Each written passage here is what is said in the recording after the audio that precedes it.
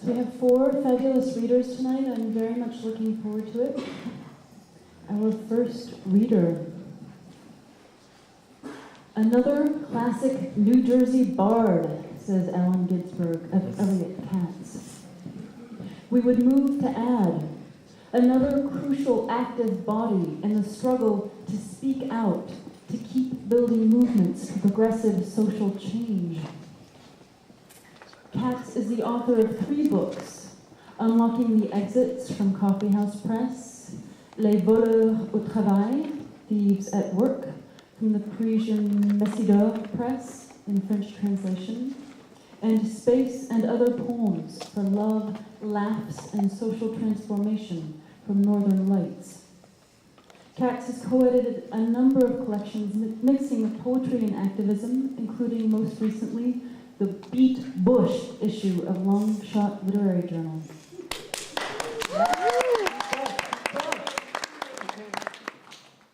Katz, who worked for many years as a housing advocate for Central Jersey homeless families, writes in his intro to Beat Bush, "We are indeed in a struggle for the soul of our country.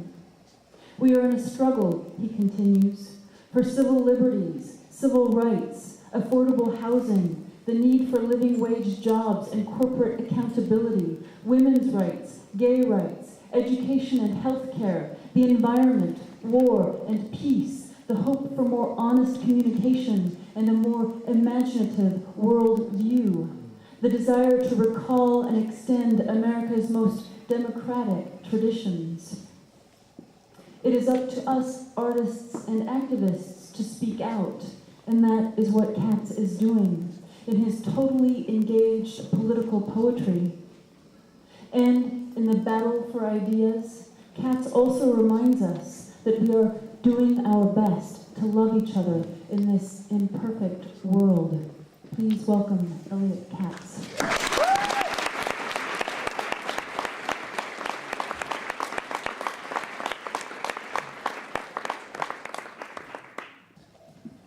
Does this sound okay? Yes.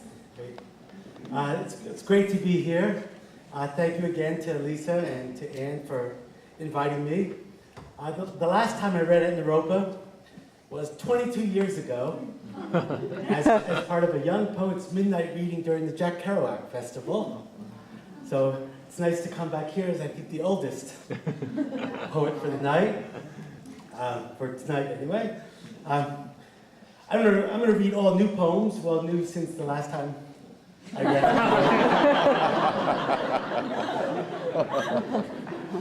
it. It's especially nice to be here, as Eleni said, and thank you, Eleni, for that introduction. As Eleni said, I've just guest edited a Beat Bush issue of Long Shot Literary Journal, and as 2 epigraphs for this issue, I quoted Allen Ginsberg from Wichita Vortex Sutra. "I search for the language that is also yours. Almost all our language has been taxed by war."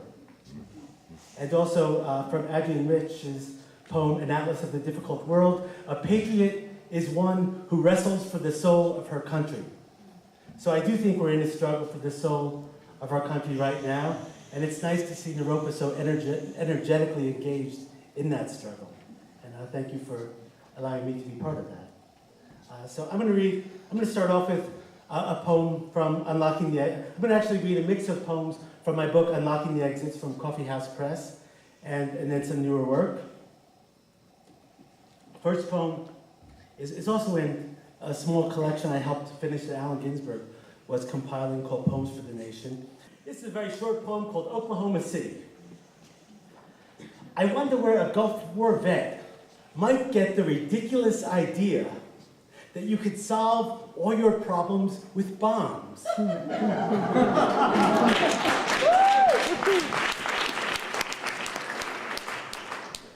So the first time I came to Naropa was 1980, where I did an apprenticeship with Allen Ginsberg and took his class on William Blake.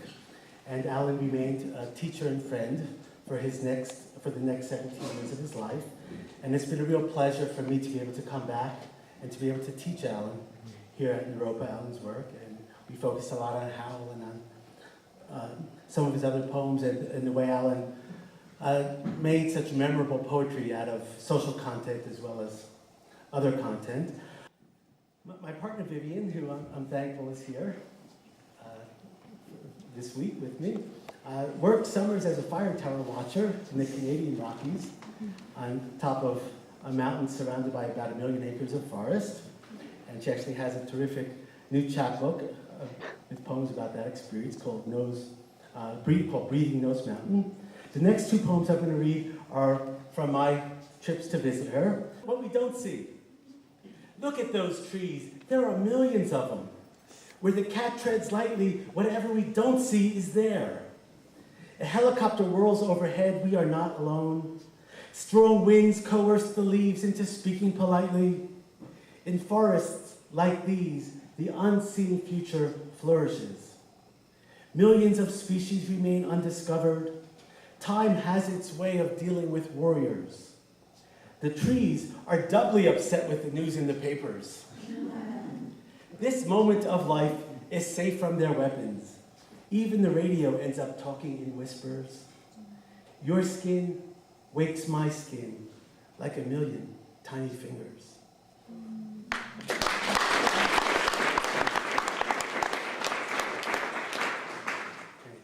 Okay, I'm going to read a couple of poems from our Long Shot Beat Bush issue. The issue, which is at the Naropa bookstore, has a nice lively mix of poetry, artwork, and articles.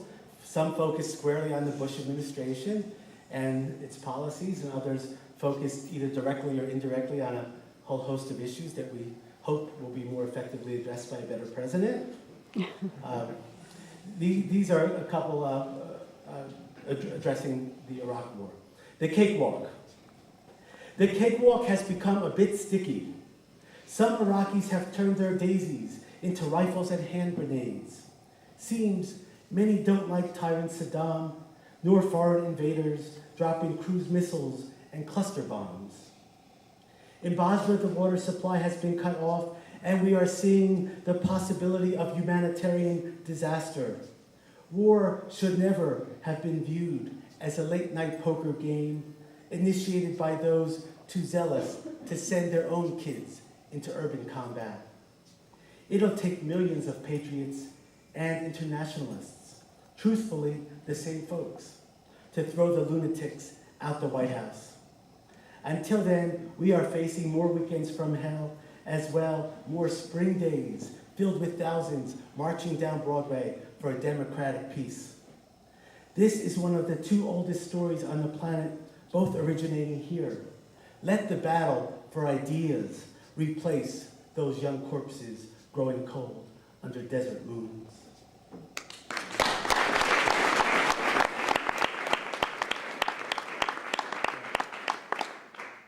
And this one was written right after Saddam was captured, called Broken Eggshells and No Maps.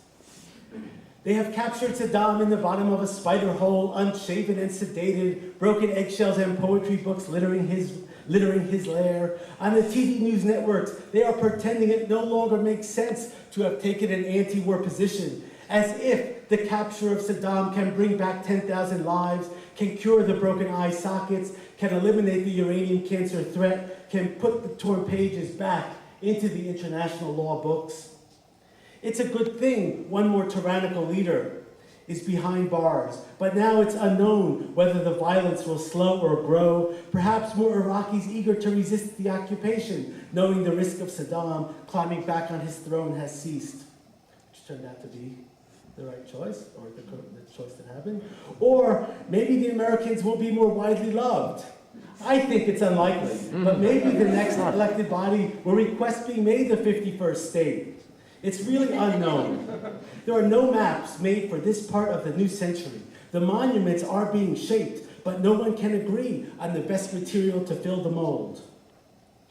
Vivian, we are doing our best to love each other in an imperfect world. If we wait for perfection, I will be 1,000 pounds heavier. And the dust from our bookcases will have long since learned to read for itself.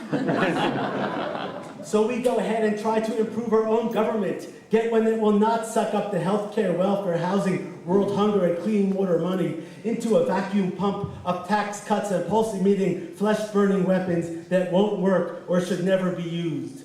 There is no set formula sure to work every time. We set the temperature to a beat Bush setting and then leave the room and go to a few meetings and readings and rallies. When we return home, we check to see whether the cake has arisen.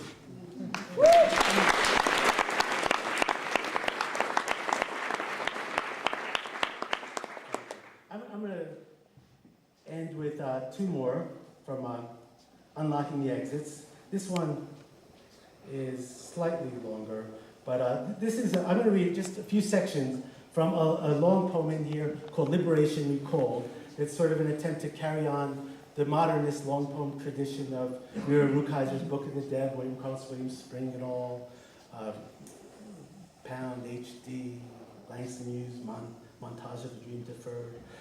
This is written in alternating sections, where every other section I transcribe an interview I did with my mother about her experiences in World War II concentration camps. She was taken with her family of 10 from Hungary to Auschwitz, where where 7 of her family were killed the first night, 2 parents and 5 brothers and sisters. And in those alternating sections, I do my own, write my own verses in different styles and different themes, sort of trying through that juxtaposition to explore questions of intergenerational and historical legacy. So,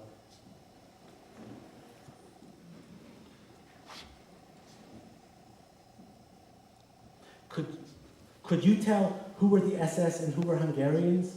Sure. The SS men were in uniforms. They had these swastikas on their clothes. And the Hungarians were not the soldiers or police, just regular people. But the Hungarian police were not resisting, they were helping. They were cooperating. They were helping the Germans to get us faster out. So then your whole family was put on one train car? Yes. We were all together in one wagon, in one train, but not just one family. They pushed us all in there. But one day they said, okay, now we're going to take you all. And it was before Passover. My poor mother got together the Passover dishes for taking into the ghetto because Passover's coming. That was like April. Then they didn't let us have dishes. They let us have whatever clothes we had to put everything on. So we took nightgowns, dresses. They didn't let us have any packages, just like one suitcase. And we took that suitcase with us and we went. And that train stopped in Auschwitz. Everything was lighted up, but we didn't see any people around, just wires.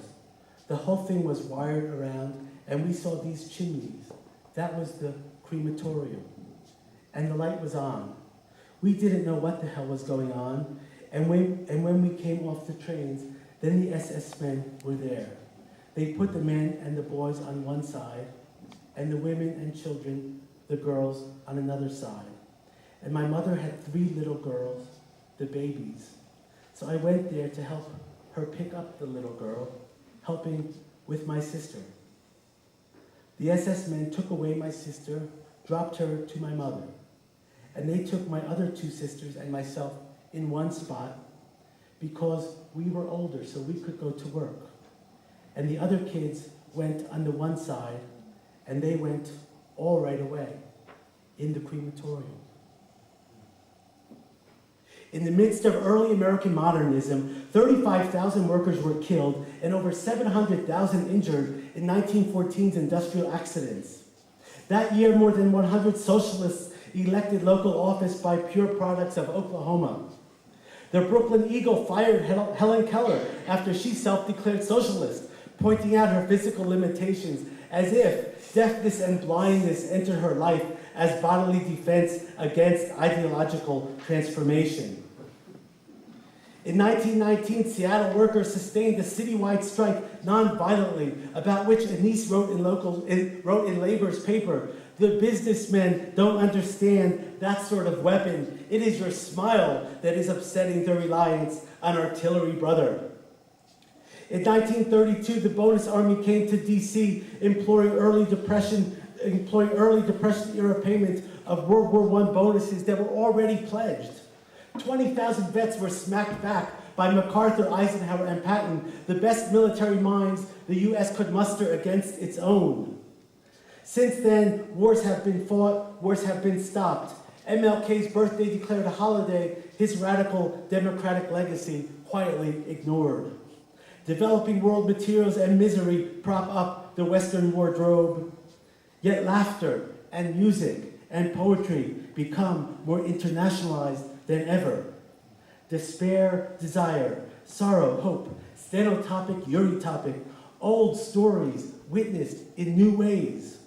What is history, if not a bit of wishful thinking? I know there must have been incredible sadness about your family and fear about what was going to happen to you and your two sisters. Can you talk about some of the mental survival strategies that you used to get to the next day? Yes, because we never believed our parents are dead. We thought, this lady's so mean. She tells us they're in Himmellager. We never believed it. To the bitter end, we didn't believe that people could do so much to other people. And we didn't believe they killed them. Until when? Probably until we were liberated. Even after you went to 2 other camps, you still thought at the end of the war you would see your family again? That's right. Because after the war, when we were liberated, we wanted to go home to Hungary to find our parents. We couldn't believe it, yet we were in such a condition there that they died every morning and buried. When we were first in Auschwitz, then finally they took people out to work. When they came into our barrack, they needed more people to do work, so they took my 2 sisters in the line, and me, they wouldn't take because I was very skinny already. So I was hiding in the barrack where I wouldn't go into that line where they go to Auschwitz, to the crematorium, because I didn't want to be with the skinnier people. So I ran to the toilet, and there came a little girl about 10 or 12 years old. She spoke very beautiful German, so they liked this kid. She was in her regular clothing, civilian clothes, dressed elegant. She used to help count. A messenger she was. She came into the barrack, into the toilet, and said, "Why are you crying?" I said, "There are my 2 sisters in that line, and I can't go there because they separated me, and I want to go there." So she took off her jacket. She says, "Okay, take my jacket, put it on, and you go to the line, and when you get to the line, drop my jacket, and I'll go pick it up." So I did that. Then, when they had to count 1,000 people, the last line was 1 more person. So there was a young kid with a mother. They separated the mother. They threw away the mother, and the kid came with us. And I felt all my life so guilty. She was an elderly person and might not have survived, but that's when I took somebody else's spot. I showed you earlier this book, Holocaust Testimonies, and it seems like everyone who survived the camps has a story like that. It was so random. The violence was so random. Right. Yes. Right. Now, in the eurythmic imagination, political evolution's seedy vibrations are replanted from their most opportunistic beginnings. It no longer matters to the epic skeptical eye why surging social democrats withdrew from the soapy well of leaderly responsibilities. No longer matters why international CPs ducked under the red dictator's devouring reach to widen Hitler's gate by declaring social Dems the enemy. In this contentious dimension, archaic walls crumble, the Berlin armadillo down, Korean swept over with fine dirt, the Great Wall grizzly napping happily upon a pillow of 1,000,000 uncensored interpretations. In this silvery time frame, slit-throat Stalin never arose, no Maoist force mass cultured migrations, no blood-soaked Khmer Rouge gravitational fields, actually existing socialism nowhere to be found. On the Samizdat cushions of poetic simulation, we can ride free of instrumental traffic signs to begin at the dream again. Now here, no attic dust of actually existing democracy either. No mercurial elections bought and paid. No 2-party bully pulpit winner-take-all Congress of Lessers. No more anti-missile displacement of life's unbuttery menu of nutritious necessities. No more handheld computerized triggers causing bloodless street corner death. No constructing underground crutches for contra-indicated Savimbis and Shahs. No clean-shaven dictators labeled emerging democratic because their death squad pen names are inked in the NSA checkbook. No more thick denial-filled skulls and laser-stun guns guarding the public information safe. No more oxygenated indoctrination techniques so subtle we don't even feel our wet cement shoes hardening. No more businesses, multinational vulture boards pecking out the ecologic eyes of our time.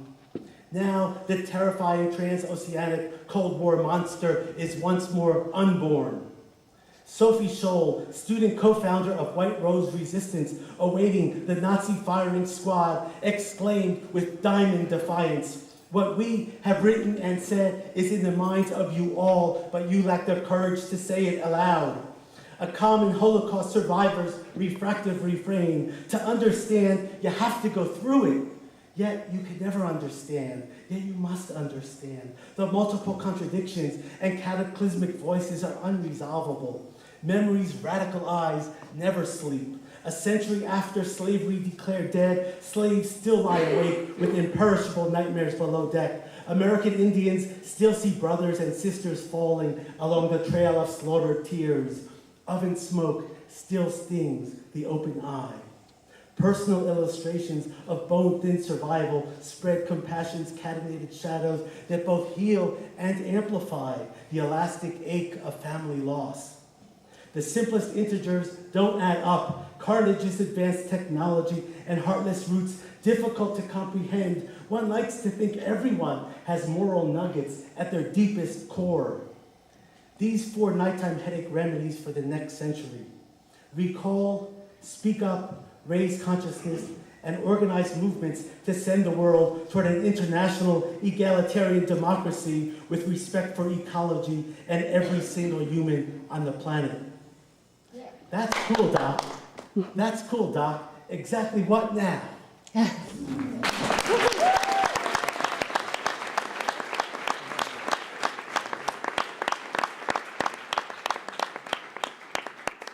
I'm going to end with one really short one called "These Hands Are Present." I held out these hands that have worked and loved, and offered them to despair. "No chance," despair calmly replied. "If I know you, in another minute, you'll find hope." So I razored a few fingers and held out the bloody offering toward hope. "Your gesture is kind, but it's too easy an out you're looking to find. I cannot create a sure thing." I clasped my hands together and offered the package to Truth, who grabbed them gloating, "I got you now. First I drain the blood, then hand you over to my messenger, Death." "Oh shit," I yelled, when the blood was down to the last drop, and I got my hands back just in time. Whereupon I took a pen, and with this verse, I give these hands to you. Oh.